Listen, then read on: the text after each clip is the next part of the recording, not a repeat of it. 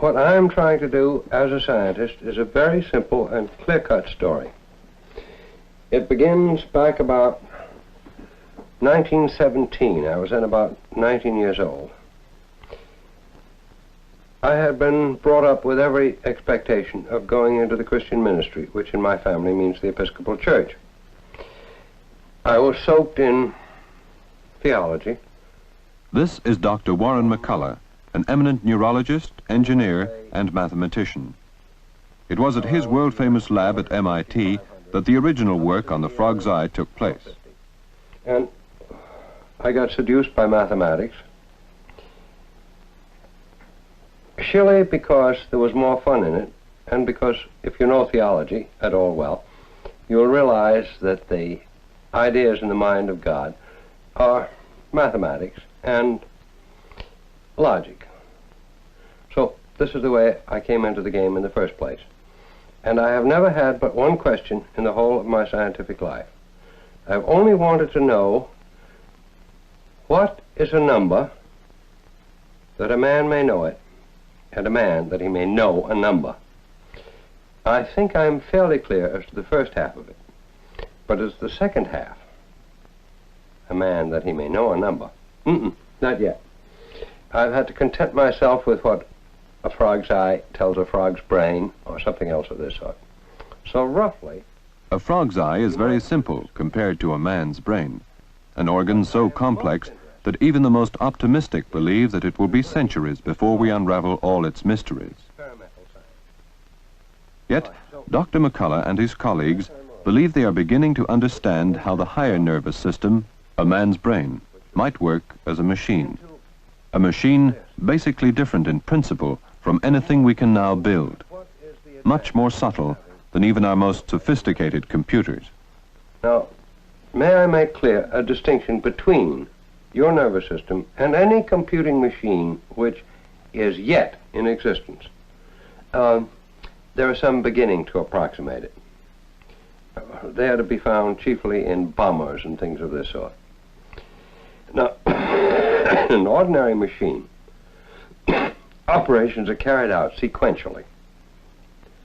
And a mistake entails mistakes which follow inevitably from it all the way through the computation. As opposed to this, there are parallel machines. That is, machines which carry on the same computation in 1, 2, 3 or more channels. Compare the results and don't go ahead until the results agree. These are strictly parallel. I'm not talking about either of these kinds of machines. I'm talking about machines which resemble, let's say, the mouth of the Danube, or the mouth of the Nile, or better yet, the mouth of the Swanee River. These are what the Greeks called anastomotic affairs. That is, the water from each contributory stream is mixed with the water from every other contributory stream before they finally get out the mouths of the river. Is that clear? There is no other word that I know for it except the old Greek word anastomotic. They're not merely braided together where the braids follow through. No. They're braided with an intermixture so that the information coming out at any one point in the mouth is combined from the information coming in from all of the sources of that river. Is this clear? Good. What is more, well, any man my age knows this very well. Neurons die at the order of thousands of neurons per day.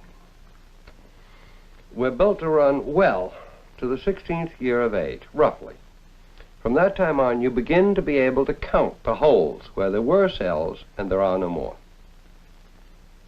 So, you have to design it so that a cell, while it's a-dying, it's apt to go pip, pip, pip, pip, pip, prrrr, and then quit. And after it's dead, it's not going to make too much difference. You would probably find at least 10% of the big cells in my cerebellum, where you could count them, are just holes filled up with glue cells, supporting cells. So this kind of thing happens all the time and must happen. And yet we can go on to Well, in my family, to 100. And the theory that you're working on explains... The theory that we're working on takes care of all of these things. That's the important point about it.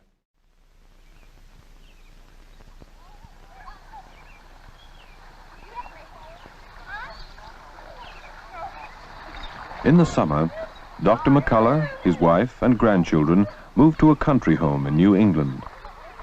All that was missing in this peaceful spot was a lake. And 30 years ago, McCulloch dammed up a stream to complete his Eden.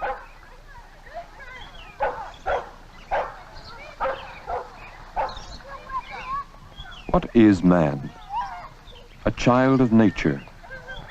But now, wondering whether he can ever learn enough to make something like himself in a laboratory.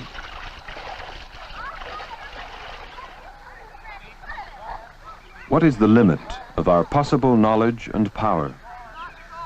Will we one day in the distant future perhaps even create beings superior to ourselves? Beings who will survive us on this planet? Dr. McCulloch thinks it possible.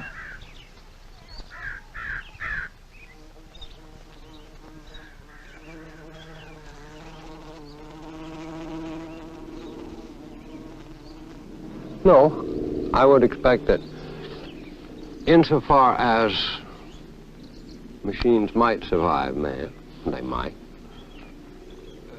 they would only carry on, in a sense, the same direction, same general direction, that man would have carried on if he could have. Am I clear? So to speak, the machines would be standing on our shoulders. Somehow the purpose that a machine, no matter how complicated and how clever, could have, to my mind, isn't equatable. When man has gone, these machines would in essence be purposeless. I doubt that. I would say, in essence, they would be purposeful. And there would be, in your feeling, nothing gone and nothing missing from the world. Well, you mean in the sense in which the dinosaurs are missing? No, I mean in the sense of something important. Well, aren't they important? Weren't they important? I mean, there's one thing you could be pretty sure of: man won't survive forever.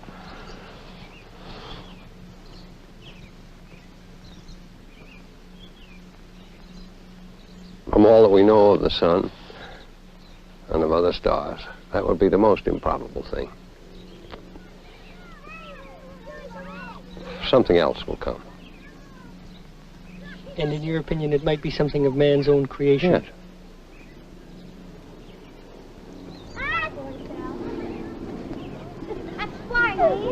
Well, here's the problem that I'm trying to get at. Here's the thing that I'm trying to get at. You have two grandchildren right there, and I can't see that a machine will ever feel toward any of its Why not? creatures the way you feel about them. That's the one thing that I can't get. Well, I think I could set it up for you, because I'm certain that if I do it, there is a mechanism that can do it. If I can manage to state that in a finite and unambiguous manner, then I think it can be done. And I see no reason why we can't develop a logical relation some time to come. Granted, it's defective at the present time.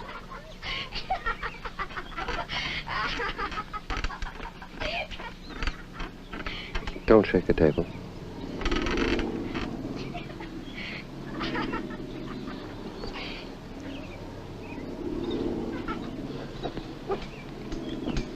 Say, I'm going to our